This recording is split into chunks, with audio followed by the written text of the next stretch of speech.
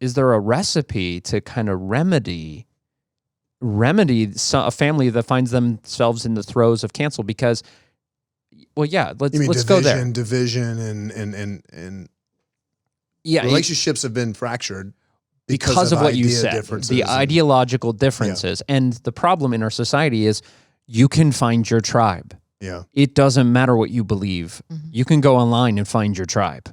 Yeah. And so, like, you have family members that normally would have to get along because, hey, we're a family, we got to get along. You know, like, you're all I got, to all of a sudden, I don't need you. I have my tribe, you know, some of them are in another state, but it doesn't matter. I don't need you to like me. Well, man, I don't know how deep we want to get philosophically with some of this and some of the underpinnings of how we've gotten here. But one of the reasons I think we've gotten here is because we live in a culture now where what would be called expressive individualism is our highest value as a culture. So that means me living out my authentic individual self is the highest value, okay? That didn't used to be the case. What used to be the case is you were shaped by a community, by a family unit, traditionally, by a community. That actually is considered oppressive today. To have to, what's the word? Bend my will or be told that I should be or should be thinking a different way about something or whatever it might be, right? Like you now, it's not that you're oppressing me. You're because my individuality, my identity is tied up with it all. Well, my point with bringing all that up is I just wanted to explain that's so families become also a stage on which it's not a family unit is not my tribe to be formed by to tell me who I am. Oh. They are there to support which is an incredible burden to place on people that you got to find yourself. No wonder we're so anxious. Yeah.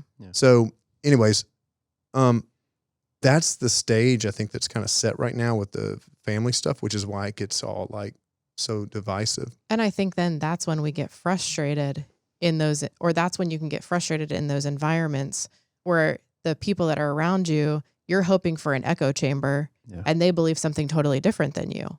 And so then it's like, that's where I feel like you get in that stalemate where it's like, I'm quick to plant my flag, but I'm really slow to move it. So like, good luck trying to get me to do so. So then I think like, that's where we just check out instead of like checking into the conversation. Like we just check out and it's like, oh, well, clearly we're just going to have to agree to disagree. And that's kind of like the end of conversation. When instead, like to where we even started some of our conversation, like we don't ask more questions or we don't say, hey, tell me more about how you got there. Or like, we're just so quick to be like, oh, well, I tried. I like gave you my pitch or my, I expressed who I am. And like, I didn't get that I didn't receive that back. So I'm out. Like, yes, thanks, but no thanks. I think the other thing is it comes down to the fact that either you agree with all of what I agree with. Yeah, that's good. Or you don't. We don't have. You a don't relationship. affirm me. Yeah. You have to agree with everything. This happened to a loved one of mine who had a dear friend for like 30 years, and then all of a sudden it became the most recent presidential election, and they kind of came to the table and they were both like, yeah, like the presidential election, and they hit this wall where they realized they were voting for different people, and all of a sudden 30 years of friendship hit the rocks. They didn't talk. And it all because of this. And the good news on the other side of it, and this is probably part of the advice we may want to get into here, is about a year and a half later, the decision was made by my loved one. You know something? We're just not going to talk about it. Like she reached out. She said, that's kind of wise. And she's like, hey, and what she did is she made this decision that the sum total of you is more valuable than where we disagree. That there is much more value in you than where we disagree. It's a disagreement. Yeah. It's not your identity. Like that's where you had said that earlier too, where it's like your opinions don't have to become your identity. Yeah.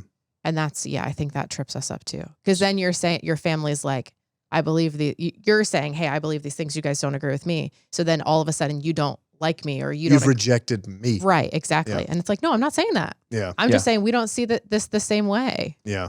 So it's become like a moral thing, like where it's like I can't not disagree with you because morally I disagree with you. It's almost like it's become a religion in its own right. The things I believe are my religion. They're my, marching orders.